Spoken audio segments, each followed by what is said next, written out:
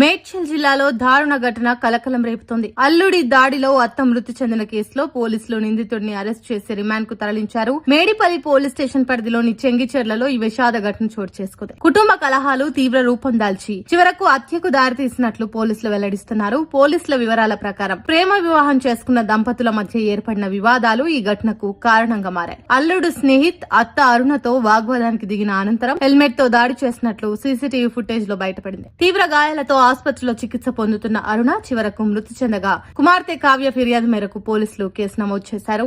ఈ ఘటనపై స్పందించిన పోలీసులు నిందితుడిని అదుపులోకి తీసుకుని రిమాండ్ కు తరలించినట్లు తెలిపారు. కుటుంబ విభేదాలు ఇలాంటి విషాదాలకు దారితీయకుండా జాగ్రత్తలు తీసుకోవాలని సూచిస్తున్నారు. ఈ ఘటన ఇప్పుడు స్థానికంగా తీవ్ర కలకలం రేపుతోంది.